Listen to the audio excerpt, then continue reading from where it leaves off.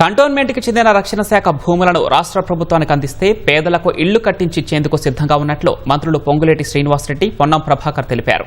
పేద ప్రజల సొంతింటి కలలను నెరవేర్చి వారి జీవితాల్లో వెలుగులు నింపినట్లు చెప్పారు. సికింద్రాబాద్ రసూల్పురా నారాయణ జోపూడిలో లబ్ధిదారులకు 2 పడక గదుల ఇళ్ల పట్టాలను మంత్రులు పంపిణీ చేశారు.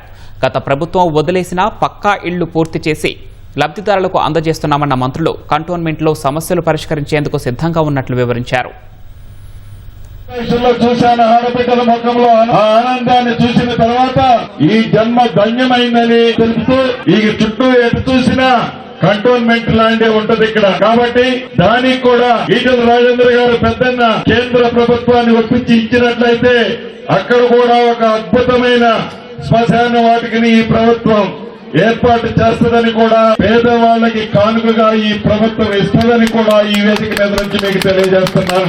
ఈటెల రాజేందర్ గారిని కోరుతా ఉన్నా, కంటోన్మెంట్ బోర్డు మెంబర్లు, జేఈఓ కంటోన్మెంట్ సిఓతో సహా కంటోన్మెంట్ లో ఉన్నటువంటి ఖాళీ స్థలాలు మీరు సజెస్ట్ చేసి మాకు ఇస్తే ఈ ప్రాంతంలో ఎవరు కూడా ఇల్లు లేని వాళ్ళు లేకుండా ఇందిరమ్మ ఇల్లు నిర్మించే బాధ్యత ఈ ప్రభుత్వం మాట మనం